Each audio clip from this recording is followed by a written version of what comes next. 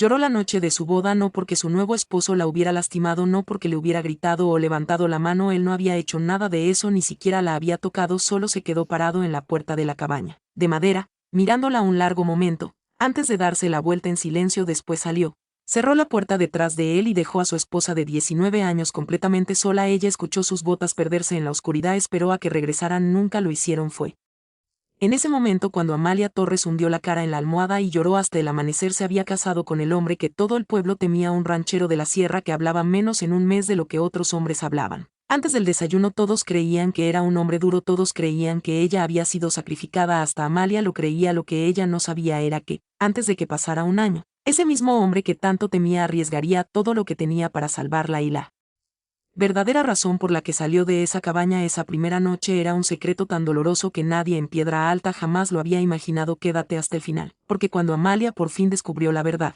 entendió que había pasado meses temiéndole al único hombre que la había estado protegiendo desde la primera noche. Amalia no había elegido ese matrimonio, el hambre lo había elegido por ella. El invierno anterior había arruinado el pequeño rancho de su padre a las afueras de Piedra Alta. Las cosechas se perdieron 2 veces seguidas, la última mula murió antes de que llegara la primavera. Para el verano, ya se había vendido todo lo que tenía algún valor dentro de la casa, menos la Biblia familiar y el vestido de novia guardado en el baúl de cedro de su madre cuando Salvador Vega mandó decir, a través del padre Anselmo, que buscaba esposa. En el pueblo no se hablaba de otra cosa, unos decían que era demasiado salvaje para vivir entre gente decente, otros aseguraban que una vez había peleado contra 3 hombres afuera de un campamento maderero y había salido sin un rasguño. Nadie se ponía de acuerdo en las historias, pero todos coincidían en una cosa: Salvador Vega vivía solo en la sierra, bajaba al pueblo solo un par de veces al año, compraba lo necesario sin desperdiciar palabras, y desaparecía antes de que alguien pudiera hacerle preguntas. Ninguna mujer había aceptado su propuesta, hasta Amalia, no porque soñara con el amor, sino porque veía lo que pasaba en su casa. Su padre había empezado a saltarse comidas.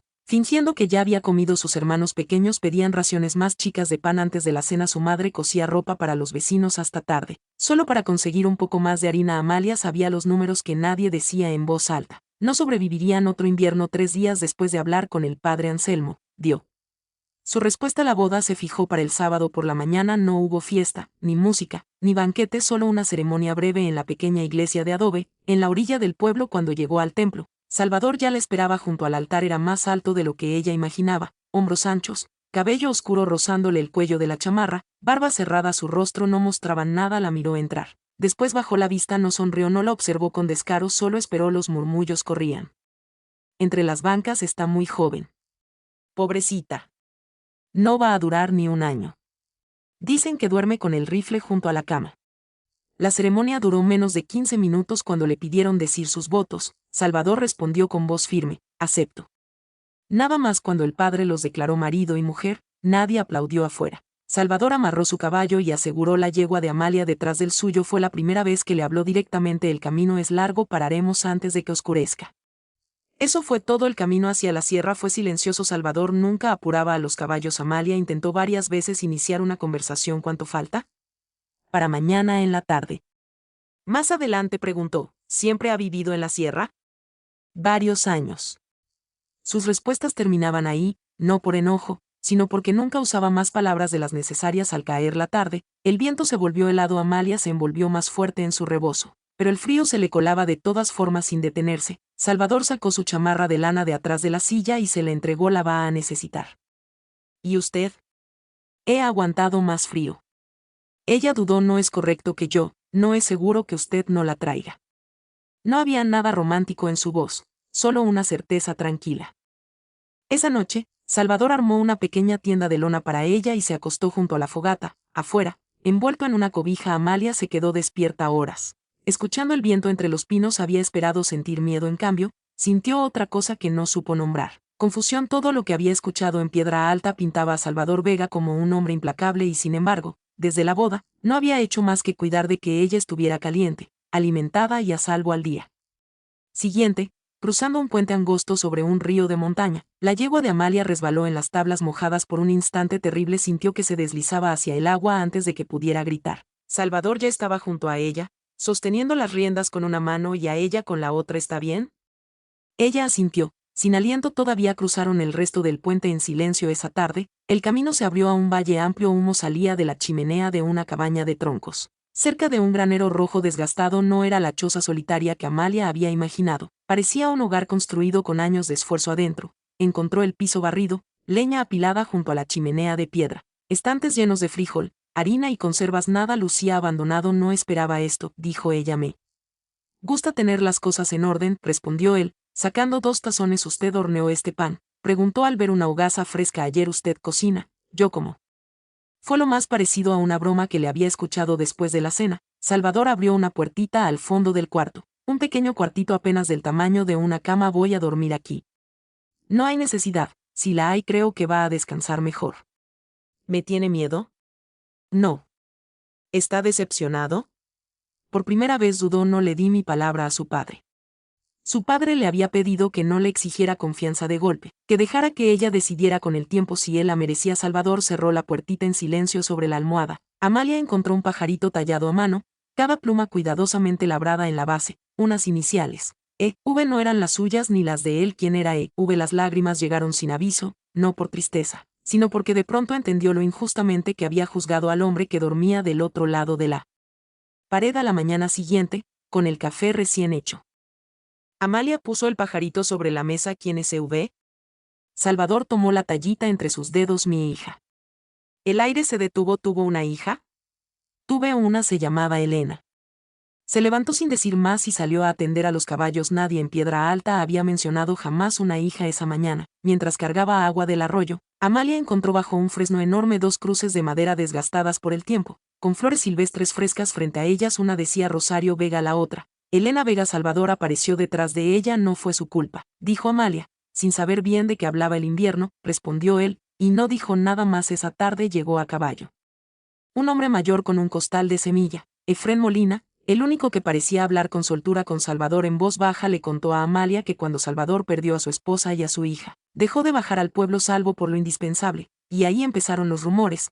Cada año peores. La gente prefiere creer el chisme antes que hacer preguntas, dijo Efrén días después, barriendo el pajar. Amalia encontró bajo una tabla suelta una cajita de madera envuelta en tela, llena de cartas atadas con un listón. Eran del padre de Rosario, describiendo a Salvador como un hombre honesto, gentil, trabajador, que había reconstruido la casa familiar tras un incendio, que ayudaba a los vecinos sin cobrar, que cuidaba a los niños enfermos mientras sus padres buscaban doctor. Nada de lo que decían coincidía con los rumores. Al fondo de la caja, un periódico amarillento con un encabezado: ranchero culpado por las muertes de aquel invierno trágico.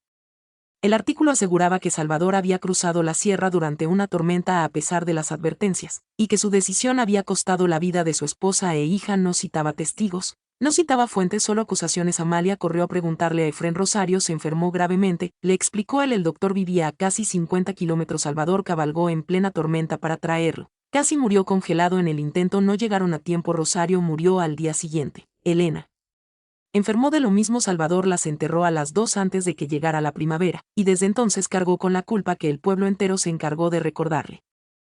Esa misma tarde, un jinete llegó al galope, Herminio Bravo, el comprador de ganado más rico de Piedra Alta, el mismo que la había mirado con satisfacción el día de la boda. Vengo a hacerle otra oferta, le dijo a Salvador. Mi respuesta no ha cambiado. Herminio se volvió hacia Amalia. ¿Sabe usted en qué está parada? El ferrocarril viene para acá. Ya compraron casi todos los ranchos cerca de aquí, solo falta este. Salvador no dijo nada. ¿Sabe por qué se niega?, siguió Herminio. Porque su esposa y su hija están enterradas aquí. Los muertos no necesitan tierra, los vivos sí. Antes de irse, Herminio miró a Amalia con una sonrisa fría. Pregúntele a su esposo quien convenció al periódico de imprimir esa historia hace años. Y desapareció por el camino. ¿Es cierto lo que dijo?, preguntó Amalia. Nunca pregunté quién empezó los rumores, respondió Salvador. Ya tenía suficiente que cargar.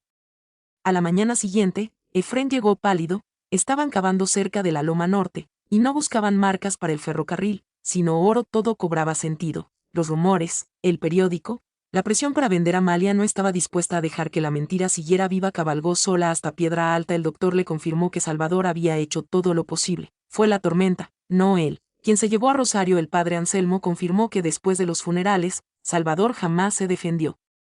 Solo se alejaba cada vez que alguien repetía el rumor. El herrero recordó que reparaba carretas sin cobrar a las familias pobres. Una viuda contó que, en secreto, él le dejaba comida en el porche cada invierno. Ese domingo, después de misa, Amalia pidió hablar frente a todo el pueblo, leyó la carta del doctor, Leyó las cartas del padre de Rosario. Durante años llamaron frío a mi esposo. Dijo lo único frío fue la manera en que este pueblo trató a un hombre que estaba de luto.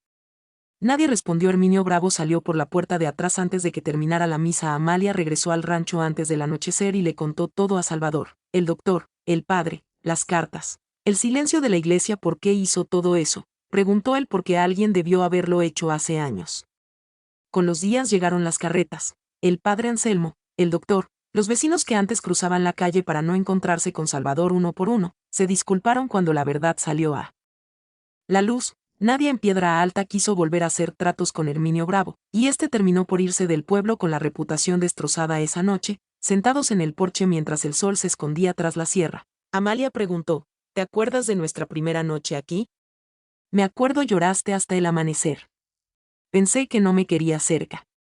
Tuve miedo de que, si entraba a ese cuarto, te pidiera cargar un duelo que no era tuyo. Pensé que lo más noble que podía hacer era darte espacio hasta que tú misma eligieras esta vida. Amalia tomó su mano. Nunca me diste tu dolor, me diste tu bondad.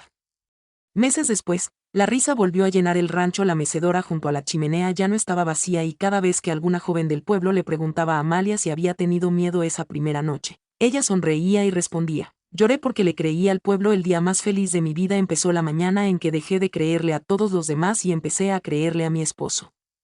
Si esta historia te llegó al corazón esta noche, no olvides suscribirte y contarme en los comentarios desde donde nos estás viendo. Todavía hay muchas historias como esta esperándote aquí, y me encantaría que estuvieras presente para cada una de ellas.